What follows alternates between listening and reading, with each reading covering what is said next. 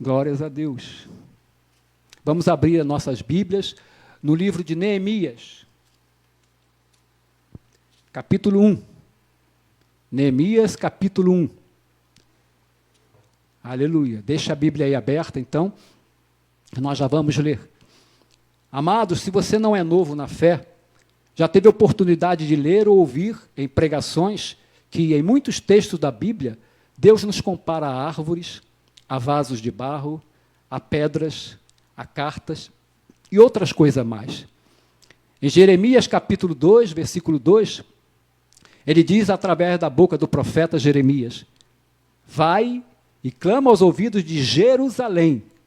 Assim diz o Senhor: lembro-me de ti, da tua afeição quando era jovem, e do teu amor quando noiva, e de como me seguias no deserto, em uma terra em que não se semeia. Na verdade, aqui, querido, Deus usa uma figura de linguagem para referir-se ao seu povo, os judeus, que habitavam em Jerusalém, naquela cidade de Jerusalém. Hoje esta palavra é válida para nós, o novo Israel de Deus, a sua igreja. Somos como cidades que Deus está edificando. Somos a sua habitação, a Jerusalém do grande rei.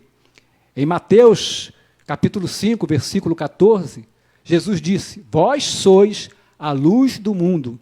Não se pode esconder a cidade edificada sobre um monte. Aqui, ele nos compara a uma lâmpada que, quando acesa, não pode deixar de brilhar e ser vista. Assim como uma cidade também edificada sobre um monte, não pode deixar de ser apercebida.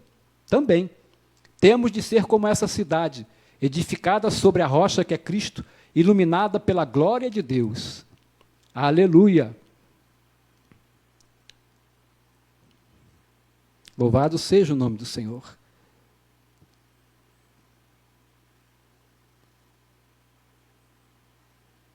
E sabemos que as cidades da antiguidade, para poderem se proteger dos seus inimigos, eram cercadas por muros muito altos, os quais tinham um determinado número de portas para permitir a entrada e saída dos seus habitantes em dias de paz e de sossego.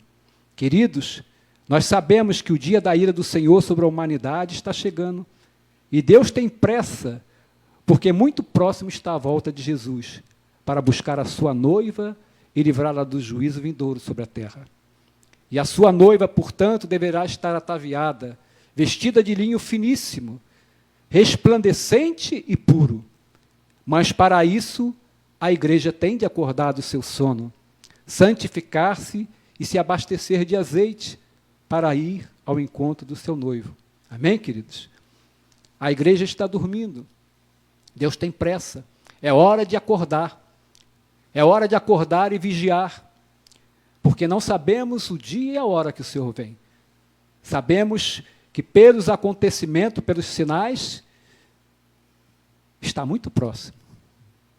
E vai ser, de repente, num segundo. E se não acordarmos, se não vigiarmos, se não voltarmos ao caminho, se não deixarmos de encher o nosso vaso, a nossa vida, com azeite, e ter a nossa lâmpada abastecida e sempre brilhando, sempre acesa, poderemos perder esta viagem para o céu e ficar aqui. Vamos acordar, amados. Deus tem pressa. E por isso Deus tem nos trazido palavra de edificação, palavra de correção, de santidade, de voltarmos para Ele, como disse o versículo de Malaquias: tornai para mim. É hora de nos tornarmos para o Senhor e fazermos aquilo que o agrada, de buscarmos a nossa santificação. Aleluia! Precisamos mais do que nunca deixarmos aquilo que não agrada ao Senhor, deixar para trás, de lado, a vida mundana, e olharmos só para Deus, olharmos só para Jesus, o autor e consumador da nossa fé. Aleluia! Então está próxima a volta de Jesus para buscar a sua noiva e livrá-la desse juízo vindouro sobre a terra. E a sua noiva, portanto, deverá estar ataviada, vestida de linho finíssimo, resplandecente e puro. E a igreja tem que acordar do seu sono, santificar-se e se abastecer desse azeite, dessa unção, dessa presença maravilhosa do Espírito Santo, a qual a igreja não pode deixar de prescindir, pois é Ele quem nos conduz, é Ele quem nos santifica. Amém, amados? Tudo que está acontecendo no mundo tem um propósito do Senhor, a fim de que as pessoas reconheçam que há um Deus e Senhor, que governa sobre tudo e sobre todos. E agindo Ele, quem poderá impedir? E para a sua igreja, que o ama, e sente fome e sede da sua palavra, eu creio que Deus está preparando um grande avivamento. E para que isto aconteça, é necessário que busquemos maior comunhão com Ele, nos esvaziemos de nós mesmos e permitamos que o Espírito Santo nos conduza em santidade e temor. Aleluia! Então vamos lá, no livro de Neemias. Estamos aí, pedi para abrir no capítulo 1, mas vamos para o capítulo 2. Aleluia! Versículos de 11 a 13.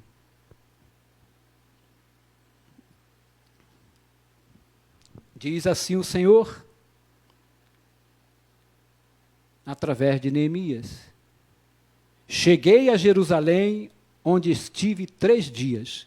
Então, à noite, me levantei, e uns poucos homens comigo. Não declarei a ninguém o que o meu Deus me pusera no coração para eu fazer em Jerusalém. Não havia comigo animal algum, senão o que eu montava. De noite, saí pela porta do vale, para o lado da fonte do dragão e para a porta do monturo, e contemplei os muros de Jerusalém.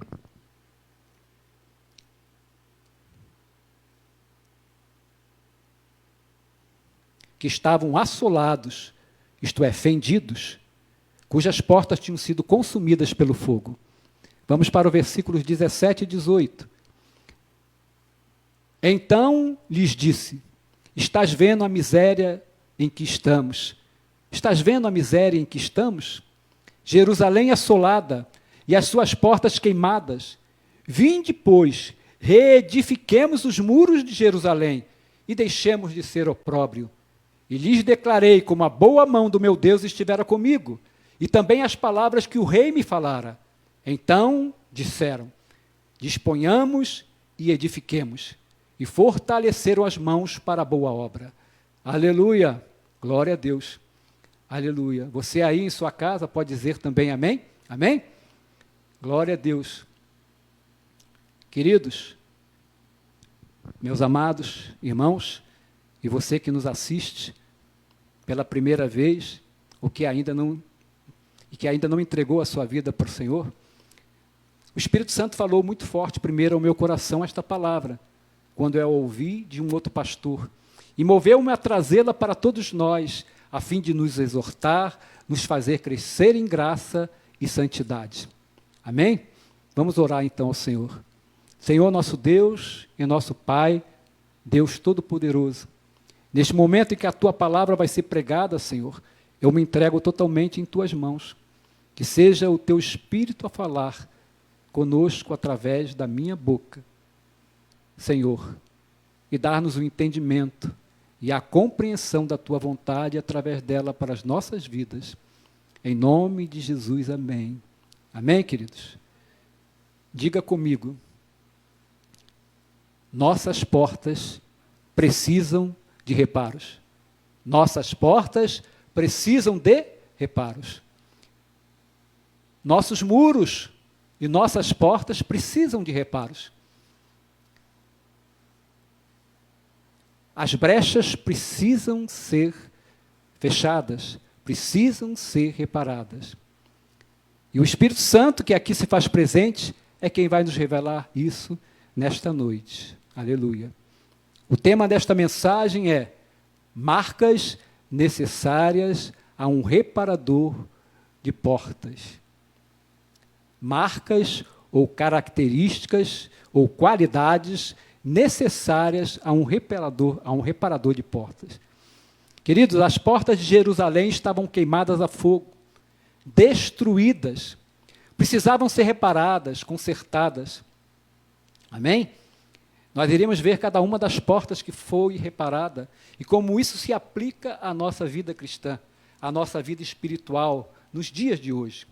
E nós seremos desafiados pelo Espírito Santo, pois é Ele quem nos desafia e edifica através da palavra de Deus, a colocar algumas coisas em seu devido lugar em nossas vidas, em nome de Jesus. Coloque sua mão no peito e diga assim: Senhor Jesus, fala conosco e nos ensina a praticar a fé cristã genuína. Dá-nos o discernimento espiritual e abre a nossa mente, Senhor, para compreendermos, entendermos e guardarmos o que Tu queres nos dizer nesta noite. Amém, queridos? Amados, quem foi Neemias? Neemias viveu no período do cativeiro babilônico, o qual se deu por volta dos anos 560 a.C., quando Nabucodonosor, liderando o exército caldeu, o exército babilônico, sitiou Jerusalém e, após sitiá-la por vários anos, a invadiu e a destruiu.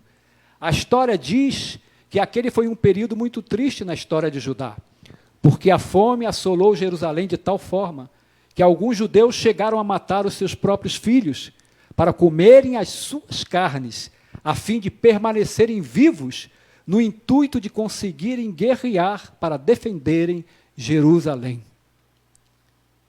Você vai entender nisso que o povo judeu tem uma visão de proteção a Jerusalém, a cidade santa, que é uma visão muito mais do que política, muito mais do que militar, é uma visão espiritual, uma paixão que está entranhada nas convicções deles como nação escolhida por Deus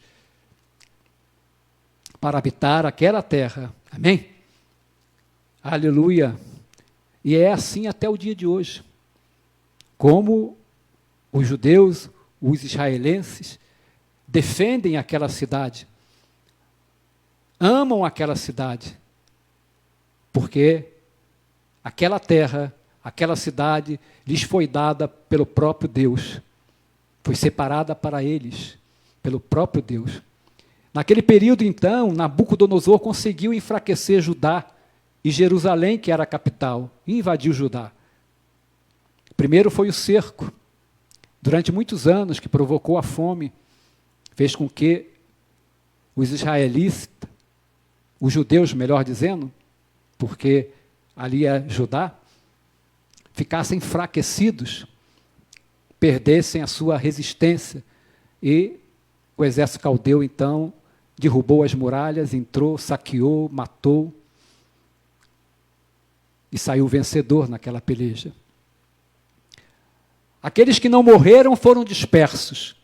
Historicamente, biblicamente, aqueles que eram nobres, que eram da corte, que eram da família real, foram levados para a Babilônia, a exemplo de Daniel, Ananias, Misaías e Azarias, cujos nomes foram trocados para Beltesazar, Sadraque, Mesaque e Abednego, respectivamente.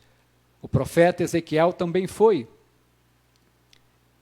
em outra leva de cativos, e outros mais ainda que estiveram na corte da Babilônia, a fim de serem treinados para o serviço do rei da Babilônia.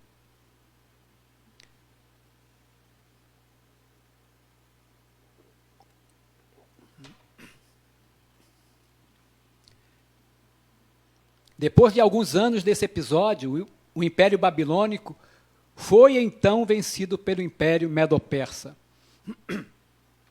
Caiu diante de duas nações que se uniram para se tornar um império mundial, um império global. Possivelmente, esse foi o maior império mundial. Eles alcançaram e dominaram 180 nações do mundo, sob a sua espada, o seu cetro e sob o seu comando. Este império tinha reis, cujo título era Assuero. Assuero não era um nome próprio, era um título dos reis medo-persas, assim como o faraó era um título dos reis do Egito. Neemias se tornou copeiro do rei Assuero Artaxerxes Longímano II.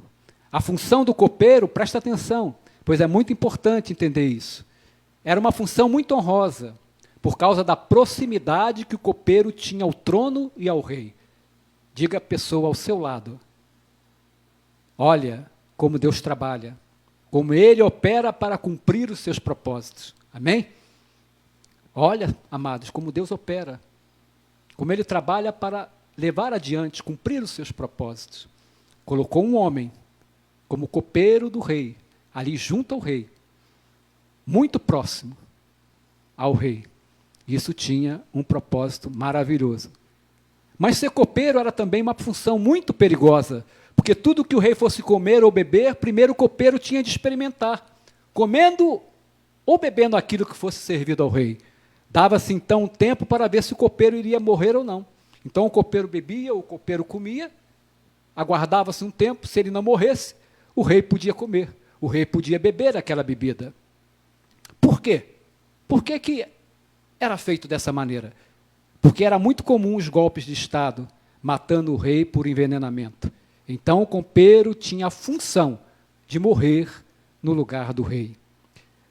Por ser tão honrosa e perigosa, esta era uma função muito lucrativa.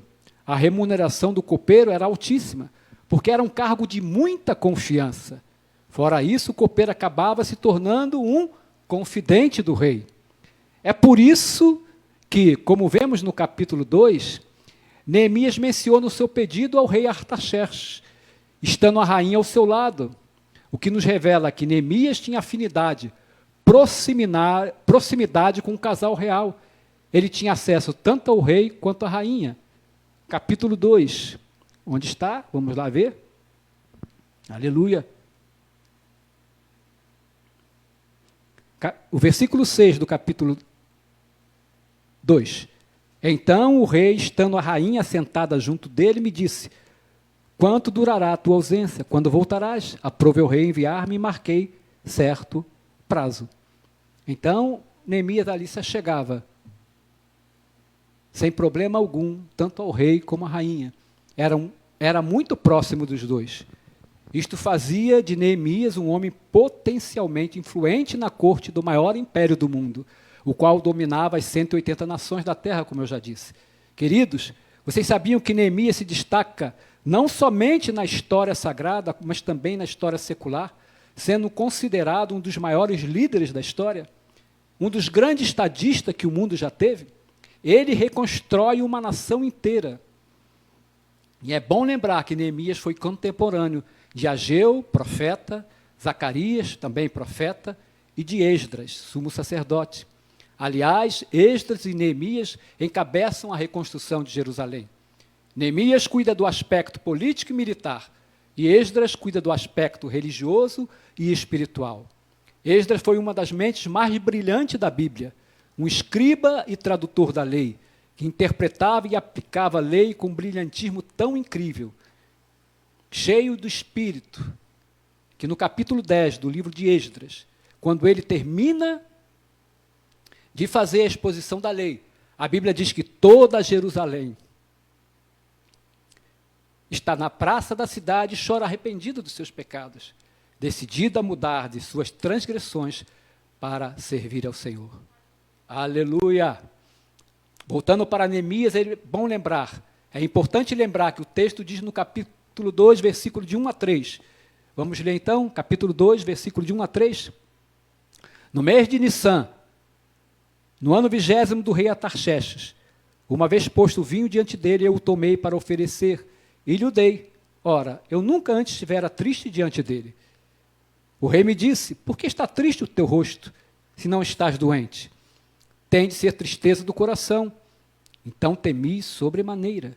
E lhe respondi: viva o rei para sempre. Como não me estaria triste o rosto, se a cidade onde estão os sepulcros dos meus pais está assolada, e tem as portas consumidas pelo fogo? Aleluia!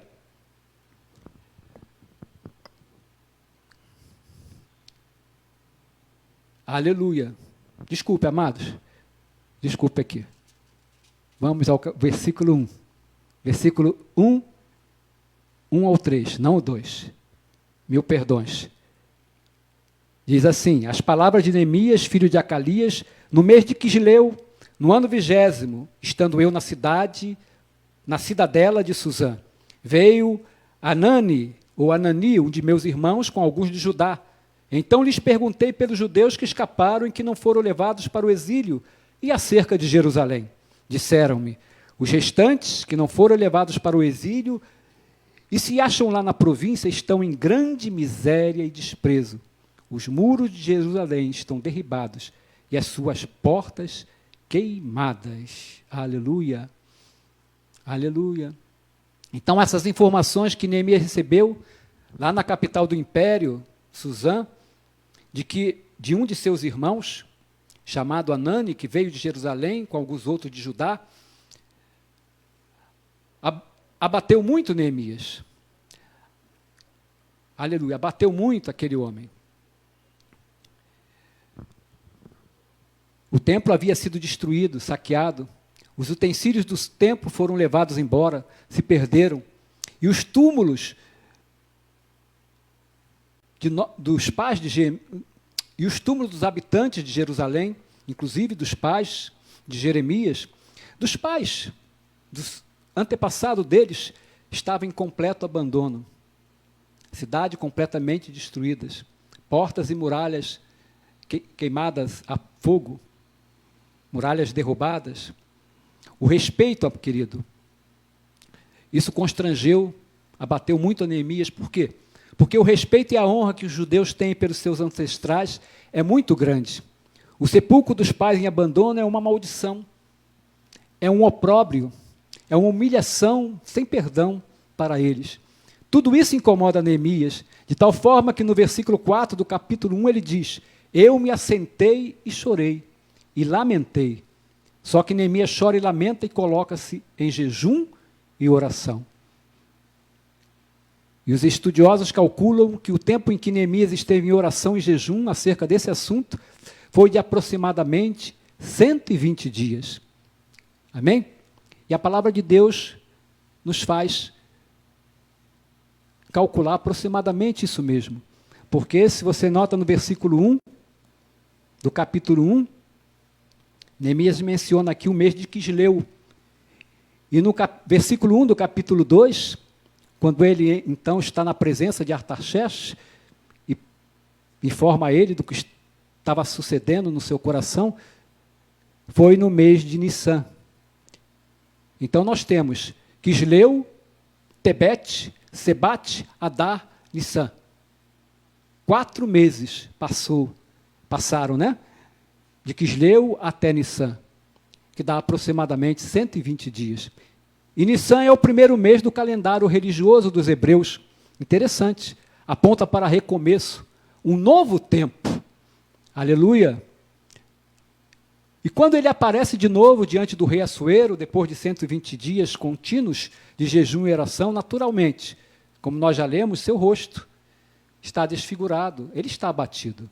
E o rei Assuero, que era um título medo, o rei Artaxerxes, que era um título persa, pergunta a Neemias no capítulo 2, por que você está triste? Por que o seu semblante está tão abatido? Neemias então responde: como posso eu estar com o meu semblante alegre? Como posso eu estar bem se a cidade dos meus pais está destruída? Se os túmulos dos meus pais estão em abandono? Se a casa do meu Deus, o templo do meu Deus foi destruído? O rei então, olhando para Neemias, pergunta: o que tu queres? O que desejas? Neemias então diz que o rei me dê cartas, para que eu vá a Jerusalém averiguar a condição da cidade dos meus pais e possa reconstruí-la. E o rei pergunta a Neemias: quanto tempo você precisa permanecer lá? Isso está no capítulo 2. Neemias responde: eu dei ao rei um tempo determinado. E o rei, então, ordena que Neemias retorne a Jerusalém e dá cartas para que os governadores das províncias deem a Neemias acesso à madeira e a todo tipo de material que ele precisasse para a reconstrução de Jerusalém. Assim é, queridos, que o livro de Neemias vai tratar disso, dessa reconstrução. Neemias, então, viaja da capital do império para Jerusalém. É uma viagem de aproximadamente 1.450 quilômetros. 1.450 quilômetros a cavalo. A cavalo, amados. Quando ele chega a Jerusalém, ele diz no versículo 11 que nós lemos que descansou durante 3 dias. Quantos dias? Quantos dias? 3? 3 dias. Ele fez o quê? Descansou. E depois de que ele descansou, o que ele começou a fazer? Reconstruir Jerusalém. Aleluia. Preste atenção. Jesus, ao ser sepultado, descansou após a sua morte. Quantos dias Jesus descansou? Quantos dias? 3 dias. E depois que Jesus saiu do túmulo, o que ele começou a fazer? Reconstruir a minha e a tua vida. Reconstruir, resgatar, restaurar a nossa história e nos fazer cidade de Deus, geração de Deus, filhos de Deus, nação santa de Deus. Aleluia. Você pode glorificar o nome do Senhor? Glória a Deus. Depois dos 3 dias que Neemias descansou, diz o texto no capítulo 2, versículo 13, que ele vai averiguar Jerusalém à noite, levando consigo a não ser alguns poucos homens. Então, Neemias averigua Jerusalém e diz, aleluia, eu não disse a ninguém o que Deus havia posto no meu coração fazer. Está aí no versículos 12 e 13. Aleluia, glória a Deus. Queridos, isto é uma preciosa lição que ele nos ensina. Depois que ele olha Jerusalém e toma conhecimento de toda a situação, então Neemias decide que precisa começar reconstruindo as muralhas. Por que esta necessidade? Porque era uma questão de segurança. As províncias do império tinham muitas guerras, sofriam muitos ataques. Uma cidade sem muralhas era uma cidade desprotegida, facilmente saqueada. Aleluia! Se nós não reconstruirmos as nossas muralhas, o inimigo vai aproveitar as brechas e vai entrar. E vai ter toda a condição de tentar nos destruir, de saquear os nossos bens, a nossa casa, a nossa família. Numa cidade sem portas, todo mundo entra, todo mundo sai. Ninguém pode ser inspecionado ou controlado. Então, levantar as muralhas e restaurar as portas é imprescindível para a segurança de Jerusalém, para a nossa segurança. Nos versículos 18 e 19, o irmão vai perceber que quando Neemias comunica o seu propósito, ele levanta 2 grupos de pessoas. Um grupo de auxiliares entusiasmados, decididos a lhe apoiar na reconstrução. Dizem eles, nós estamos contigo neste negócio. Nós vamos reconstruir Jerusalém contigo. Preste atenção nisso, irmão. Deus nunca te dará uma missão sem te dar pessoas que irão te apoiar, que irá colocar a teu lado para te ajudar a cumpri-la. Amém? Você pode repetir? Deus nunca me dará uma missão sem me dar pessoas que irão me apoiar, me ajudar a cumpri-la. Amém? Você pode glorificar o Senhor? Isso é muito extraordinário. Fale ao irmão ao seu lado. Você não está só. Amém? Você não está só, meu irmão. Só que também se levantou um segundo grupo, um grupo de opositores. Isso nos mostra que sempre que você se dispor para fazer a obra de Deus, Satanás se levantará para se opor. Só que não devemos temer, pois aquele que te escolheu para fazer a obra está à frente, está contigo. Amém? Você não precisa temer. Você pode glorificar o Senhor novamente? Os nomes dos opositores que se levantaram contra Neemias são Sambalate, Tobias e Gesem. Eles estão no capítulo 2, versículo 19, e nos capítulos 3, 4 e 5. Eles estão lá, quase no capítulo inteiro. Só para você entender, quem é Sambalate? Sambalate é moabita, é de Moabe. Ele é governador de Samaria. Veja que ele não é qualquer um, ele não é um peixe pequeno, ele é graúdo, é uma pessoa influente, é um demônio influente, trazendo para o Novo Testamento. Sambalate é moabita, aleluia, ele é oriundo de Moabe. Os moabitas nasceram da relação incestuosa de Ló com a sua filha mais velha. Assim Sambalate se levanta contra Neemias. O segundo, Tobias, é amonita. Os amonitas são resultado da relação incestuosa de Ló com a sua filha mais nova.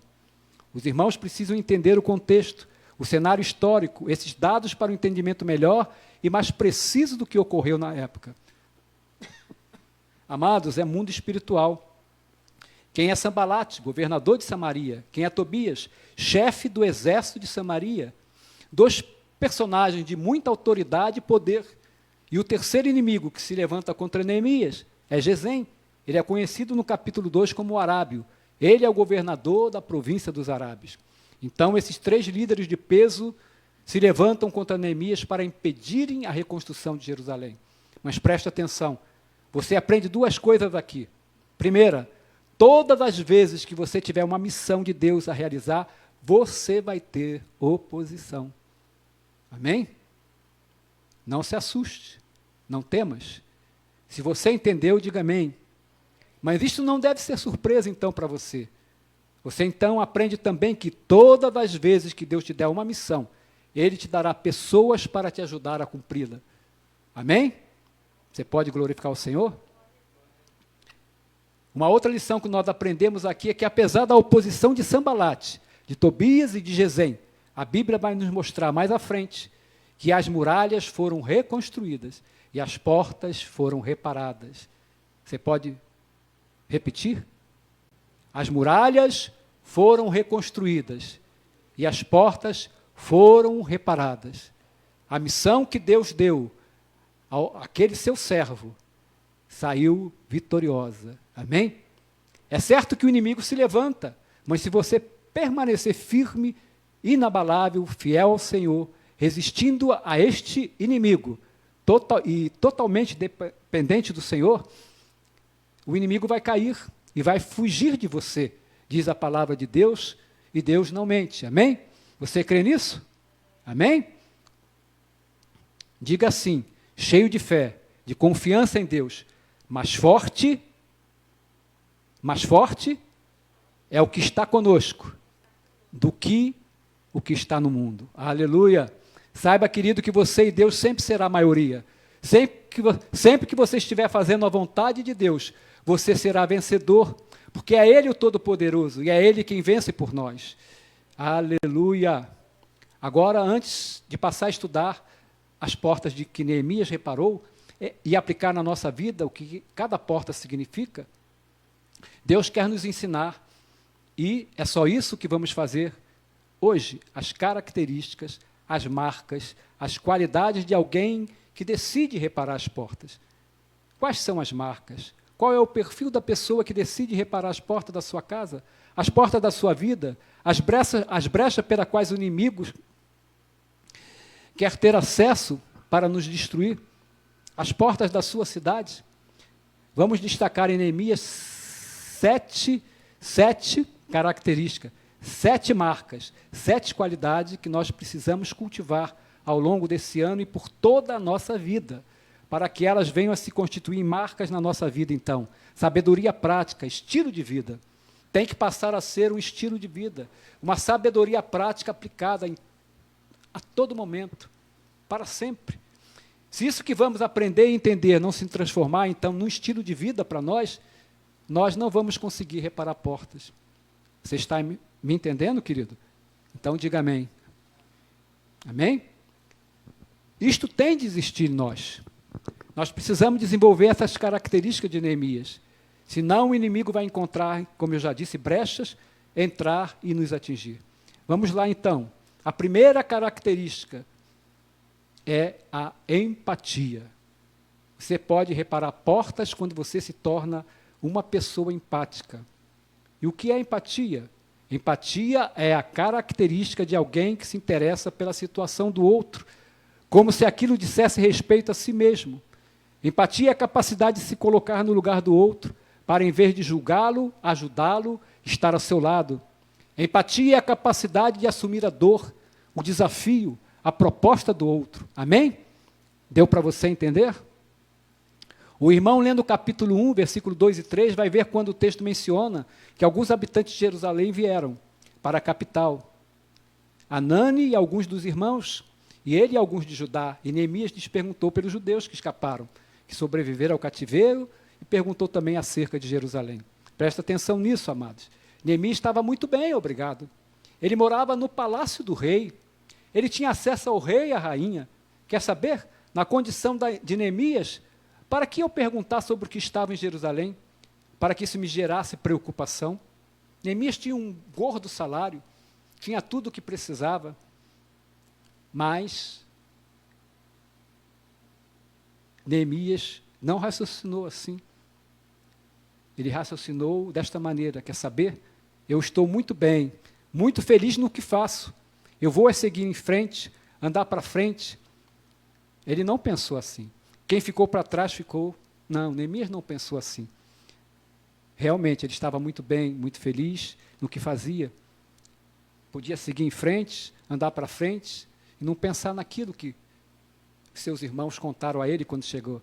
Mas ele não agiu dessa forma. Ele, entretanto, não teve essa postura, apesar dele estar bem, numa posição honrosa e elevada. Na verdade, ele tem uma empatia tão séria que ele pergunta como estão os moradores de Jerusalém, como estão os que ficaram lá.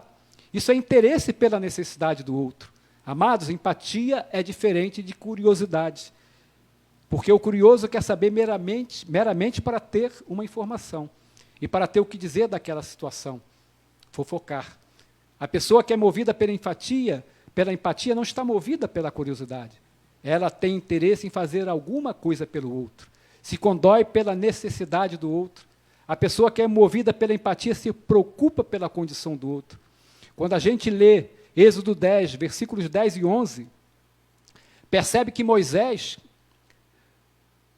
só se envolveu na situação de Israel, no cativeiro do Egito, porque Moisés teve empatia.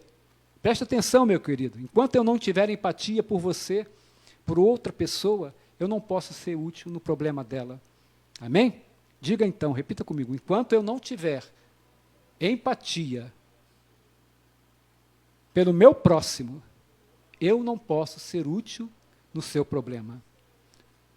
Por quê, querido? Porque se eu não tiver empatia, eu só vou aumentar o fardo, aumentar o peso.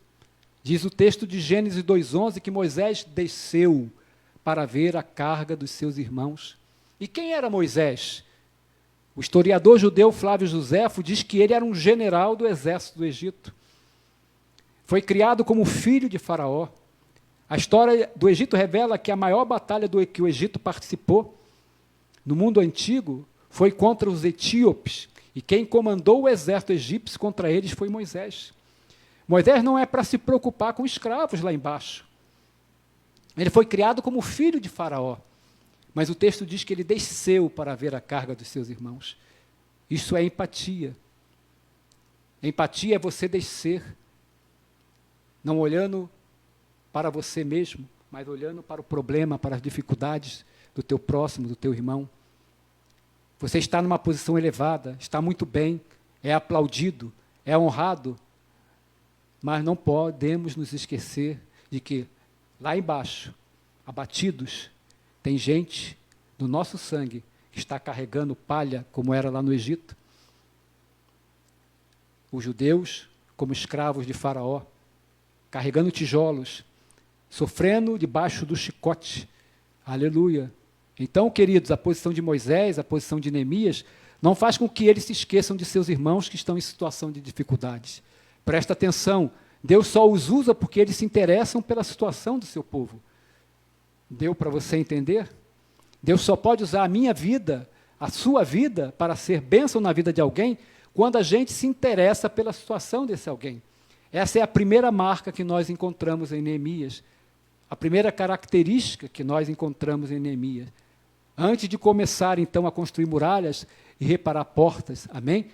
Nós precisamos ter empatia pelo nosso próximo. Em 2020, se nós vamos resgatar sacerdócios, se nós vamos reconstruir muralhas, se nós vamos reparar portas, reparar brechas, está na hora de parar de ter apenas curiosidade pela vida do outro e ter interesse em ajudar, em mudar o cenário. Diga que você me entendeu, amém? Vire-se para o seu irmão e diga, empatia. Empatia. Amém? Se você puder, quando chegar em casa, escreva a palavra empatia num papel, num pedaço de papel, e coloque no espelho do teu banheiro. Aleluia! Para amanhã, quando você acordar, seja a primeira coisa que você possa ver, é empatia. Amém? Você então vai desenvolver empatia pela sua esposa, pelo seu marido, pelos seus filhos, pelos seus pais, pelos seus vizinhos, amém? Você vai ver que vai ficar muito mais leve a convivência. Quando você, antes de se irritar, antes de dar respostas agressivas, vier a se colocar no lugar dele, no lugar dela, para ajudar, para compreender, para trazer uma palavra de edificação, se humilhando. Aleluia! Não julgar. Diga assim: Senhor, faz esse milagre.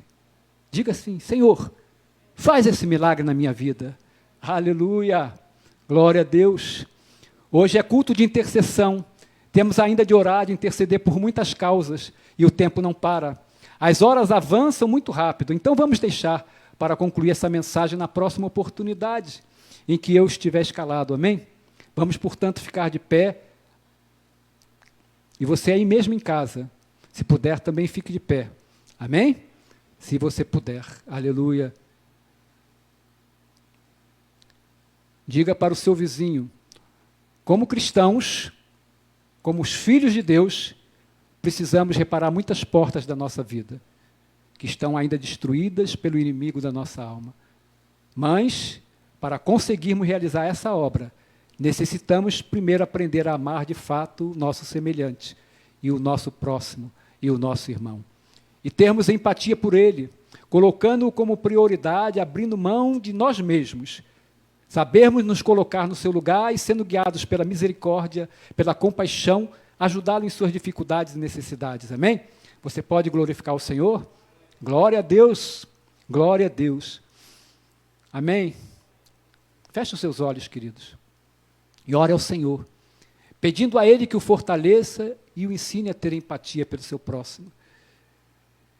Seja Ele quem for. Que Ele o ensine a colocar o outro em primeiro lugar, sem julgar, abrindo mão dos seus próprios interesses ou desejos, a fim de ajudá-lo a superar as suas dificuldades e necessidades. Preste atenção. Às vezes a pessoa que Deus coloca ao teu lado pode estar passando, então, por esses momentos difíceis. E você, no mínimo, pode oferecer-lhe um ombro amigo, escutá-la e orar por ela. Dizer a ela que há esperança, que o choro pode durar uma noite, mas a alegria vem pela manhã, pois Jesus tem solução para todos os nossos problemas. E Ele nunca a deixará só. Ele está sempre pronto para te ouvir. Basta clamar por Ele. Amém, queridos? Comece a orar agora. Deixa o Espírito Santo quebrantar o teu coração. O Espírito Santo mudar o teu coração, para que você seja bênção na vida de outros, para que você manifeste a glória de Deus e o nome do Senhor seja glorificado e redunde em muitas graças a Deus por teu intermédio. Aleluia. Ó Senhor, transforma, Senhor, o nosso coração. Muda, Senhor, muda o nosso coração. Só Tu podes fazê-lo. Dá ao Teu povo, à Tua igreja, àqueles que agora estão ouvindo e cultuando o Teu nome, um coração empático, um coração quebrantado pela miséria alheia. Faça com que tiremos o nosso olhar de cima de nós mesmos e faça-nos olhar para aquele que está ao nosso lado, para aquele que Tu colocas diante de nós, a fim de que procuremos nos aperceber das suas necessidades e abrirmos os nossos corações para ajudá-lo, socorrê-lo, dividir com ele as suas cargas, o seu fardo, em nome de Jesus. Aleluia, aleluia. Louvado seja o nome do Senhor. Louvado seja o nome do Senhor. Ó Pai, te agradecemos, Senhor, pela Tua palavra. Que a Tua palavra, Pai, possa ter sido entendida e venha a ser guardada no coração dos Teus filhos, do Teu povo, Senhor, e venha a produzir frutos para a glória e honra do Teu nome, em nome de Jesus. Amém. Agora, então, vamos fazer, hoje é dia, é culto de oração. intercessão. Vamos então orar pelas causas do nosso país, pelas causas da igreja e do nosso povo. Amém? Mesmo em casa, queridos, se você puder, fique de joelhos e feche os seus olhos para se concentrar somente em Deus. Olhar para o alto, olhar para o trono de Deus e interceder.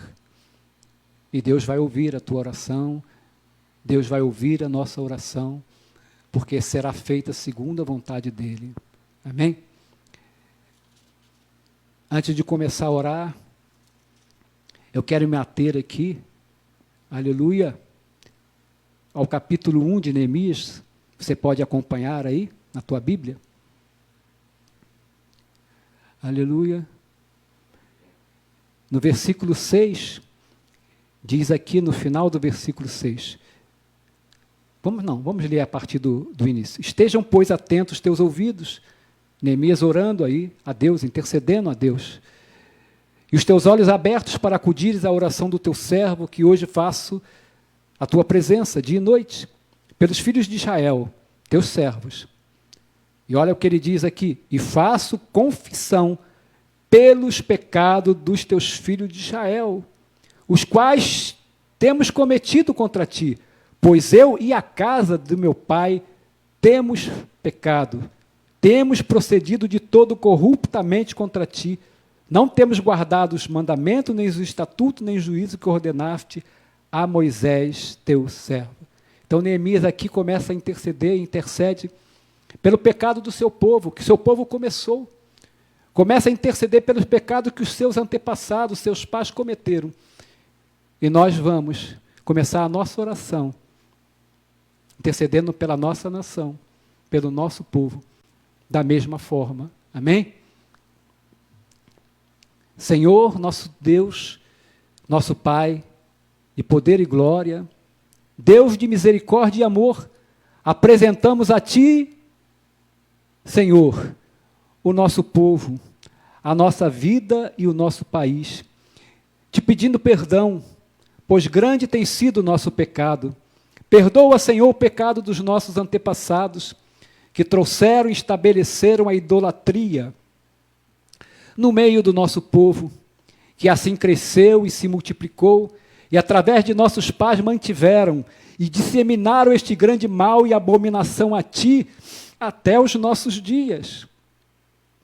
Nós repreendemos estes principados e todos os seus demônios de sobre a nossa noção e do coração do nosso povo.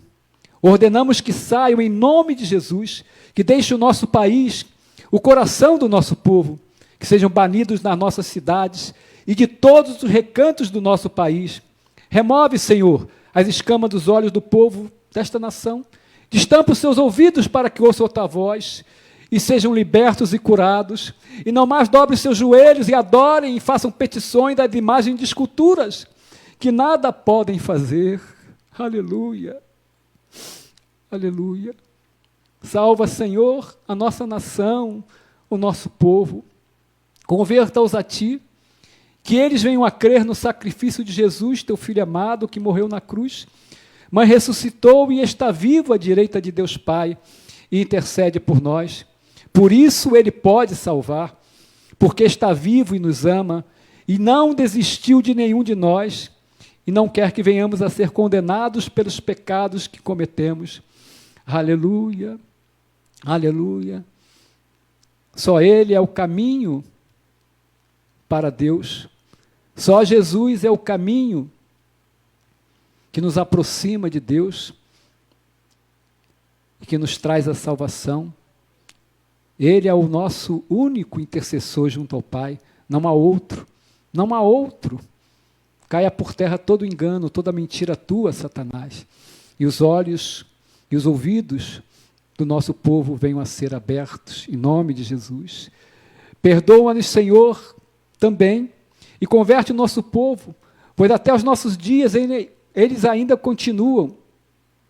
Aleluia, aleluia, perdão, amados, perdão. Te pedimos perdão também, Senhor, por este outro pecado dos nossos antepassados, que também estabeleceram a escravidão em nossa nação, e cometeram toda sorte de atrocidades e violências contra os irmãos da raça negra, trazidos à força das suas pátrias africanas, arrancando-os da sua terra e do seio das suas famílias. Perdoa-nos, Senhor, e converte o nosso povo, pois até os nossos dias eles ainda continuam sendo tratados com preconceito, com discriminação, com violência, com falta de respeito e com desigualdade. Muda, Senhor, o coração, Senhor, aleluia, do nosso povo, derramando o teu amor e a tua misericórdia em seus corações, a fim de que aprendam a amar o seu próximo, seja quem for, assim como tu amas. Em nome de Jesus, queremos repreender todo espírito de racismo, de desigualdade, de preconceito e de ódio pelos nossos irmãos de cor, neste país que é deles também, que eles também ajudaram a construir. Aleluia. Sara, Senhor, a nossa nação. Converte, Senhor, a nossa nação a Ti. Entregamos a nossa nação em Tuas mãos. Traze prosperidade a ela, ao seu povo, e faze-a ser conhecida como uma nação muito feliz, porque Te serve, Senhor. Queremos apresentar a Ti, Senhor, também o nosso presidente Jair Bolsonaro, e Te pedimos que Tu o abençoes e lhe concedas sabedoria, discernimento e sobriedade para governar com honestidade e justiça a nossa nação, tendo em vista o seu crescimento e desenvolvimento e a prosperidade e bem-estar do nosso povo. Guarda-o e livra-o, Senhor, de todo mal. Joga por terra todos os planos dos seus inimigos e adversários, toda a trama do inferno para desestabilizar o seu governo e arrancá-lo do poder onde Tu, Senhor, o colocaste e permitiste ele estar. Coloca ao lado dele servos Teus, cheio de sabedoria, que vem do alto para orientá-lo e aconselhá-lo segundo a Tua direção. Toma, Senhor, também o nosso governador e o nosso prefeito em Tuas mãos e os abençoe, movendo os corações deles para terem temor a Ti e para governarem também com honestidade e justiça, buscando trazer ordem e desenvolvimento ao nosso estado e à nossa cidade, respectivamente. Te pedimos também, em nome de Jesus, por todas as demais autoridades constituídas no Executivo, no Legislativo e no Judiciário da nossa nação, tanto no âmbito federal quanto no estadual e municipal. Abençoa, Senhor, essas pessoas, incomoda-as a exercerem com zelo e honestidade as suas funções, contribuindo com o melhor de si para que a nossa nação, como um todo, seja beneficiada com projetos e leis que visem o bem-estar do povo. Apresentamos também a Ti, Senhor, o MJCP, o Ministério Jesus Cristo é a Porta, que nasceu em Teu coração e que entregaste ao Teu servo, o pastor Joaquim, e a sua esposa, a pastora Cestil, que a Tua boa mão seja sobre eles, sustentando-os e livrando-os de todo mal, suprindo-os em todas as suas necessidades, a eles e à sua família. Conceda a eles saúde, vigor, total dependência de Ti, para que continuem firmes, cumprindo o Teu propósito para as suas vidas, que o Teu óleo fresco nunca falte, Senhor, sobre as suas cabeças. Abençoa, prospere e supre todas as necessidades também, Senhor, de cada um dos pastores auxiliares deste ministério e de suas famílias, livrando-os de todo mal, concedendo a eles sabedoria, discernimento e unção para exercerem os seus ministérios com temor, graça, misericórdia e poder. Coloca em cada um deles o desejo de Te servir em comunhão e união, no mesmo parecer, em total dependência de Ti. Toma em Tuas mãos também, Senhor, e abençoa as igrejas filiais do MJCP em Cochabamba, na Bolívia, e em Bacaxá. Que o Teu Espírito Santo continue usando com sabedoria e unção os pastores Marco e Nancy, e suas pastoras auxiliares na Bolívia, e os pastores Wanderson e Sandra, além do presbítero Wilson em Bacaxá. Guarda-os e livra-os de todo mal, e dá crescimento e prosperidade aos amados irmãos que lá congregam e Te servem com amor e fidelidade em seus corações, Senhor, em nome de Jesus. Afasta e joga por terra, Senhor, em nome de Jesus, todo espírito de divisão, todo espírito de rebelião neste ministério, que o Teu Espírito Santo nos une em amor e submissão à nossa liderança, o pastor Joaquim, E que seja um nosso coração diante de Ti, nosso Deus e Pai.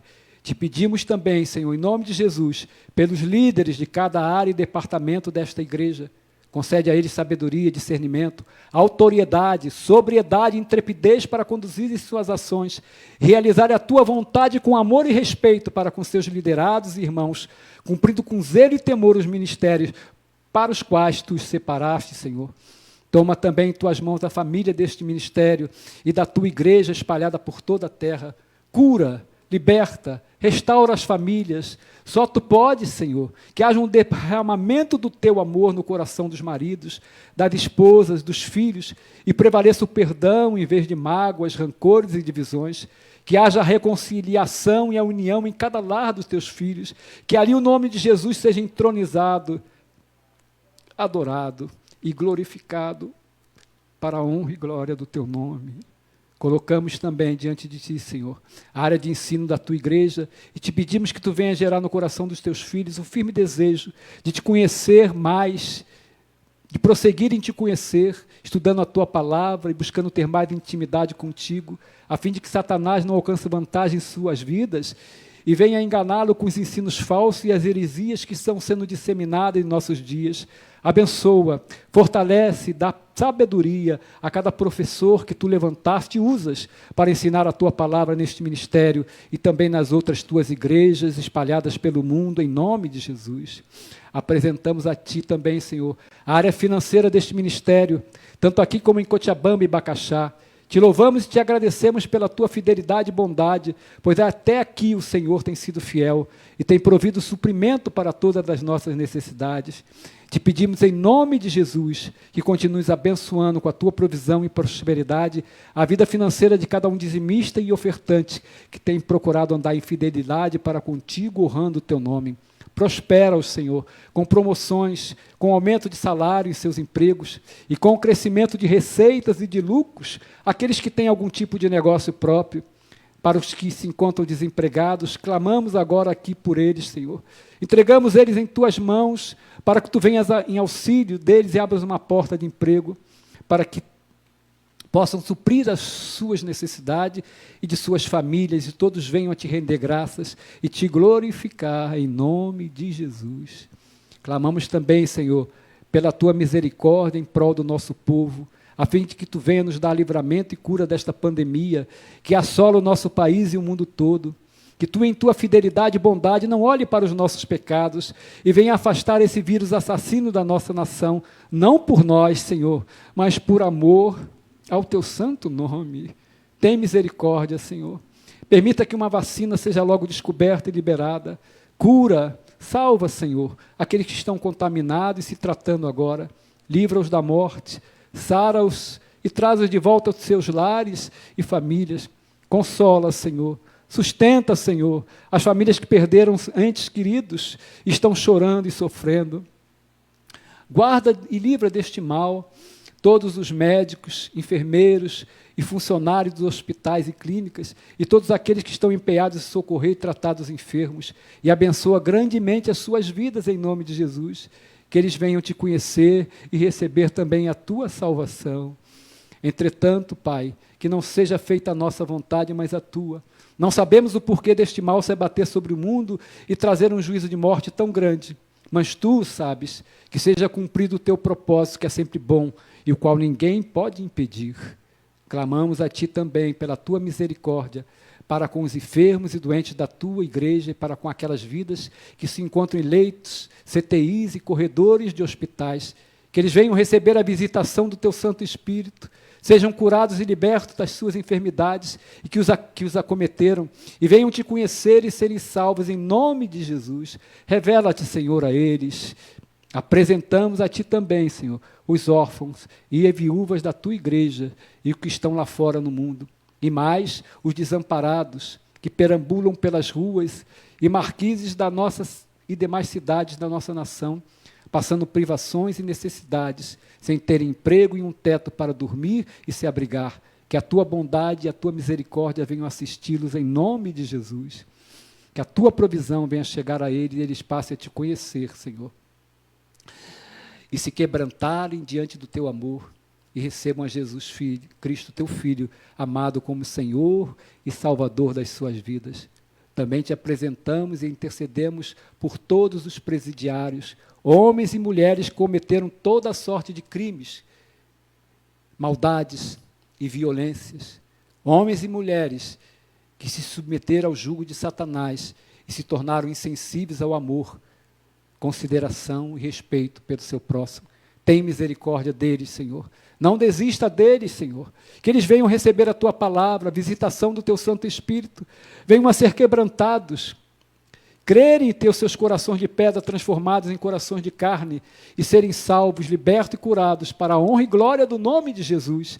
Que suas vidas sejam regeneradas para a prática do amor e da justiça, em nome de Jesus.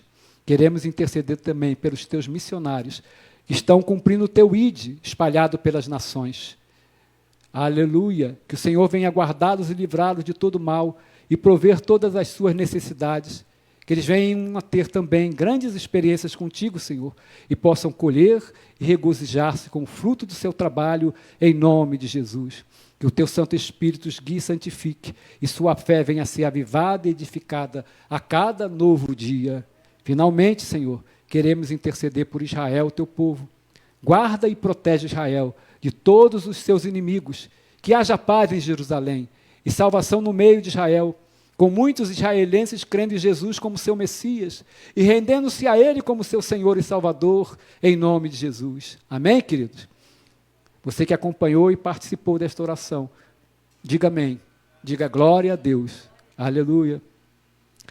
Agora, antes de encerrar, eu gostaria de fazer um apelo. Você que assistiu a este culto e que ainda vive longe de Deus, não faz parte do povo de Deus, porque até hoje não entregou a sua vida a Jesus, ou você que está desviado dos caminhos do Senhor e hoje ouviu a palavra de Deus e foi tocado no seu coração pelo Espírito Santo e sente agora o desejo de mudar de vida, de retornar aos caminhos do Senhor, repita esta oração que eu vou fazer agora comigo.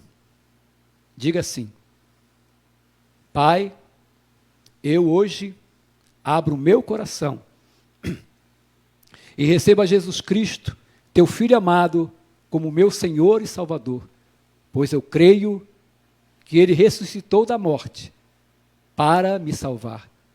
Perdoa todos os meus pecados e escreve o meu nome no livro da vida. Entrego a Ti todo o meu ser, crendo que És poderoso para me transformar e fazer de mim uma nova pessoa, para a honra e glória do Teu nome. Entrego a Ti todos os meus inimigos e adversários. A partir de hoje, eu sou Teu filho e Tu és meu Pai. Amém, querido? Glória a Deus. Glórias a Deus. Se você repetiu esta oração comigo, por favor, coloque nos comentários seu nome e adiante, aceitei a Jesus ou retornei para Jesus, conforme for o teu caso. Nós queremos continuar orando por você. Amém, amado? Meu querido, minha querida, o próximo passo é você procurar uma igreja para congregar, que seja próxima ao local em que você reside e que prega o verdadeiro evangelho, a fim de você vir a fazer parte do corpo de Cristo e poder crescer na graça e no conhecimento do nosso Senhor e Salvador, Jesus Cristo. E pedir ao pastor, então, para ser batizado. Se você mora aqui perto do nosso ministério e quiser nos visitar e conhecer, esteja à vontade. Nós teremos muito prazer em te receber com muito amor, logo assim que volte a haver os cultos presenciais. Amém? Deus te abençoe. Deus abençoe a tua família. Deus te guarde. Em nome de Jesus. Amém, amados?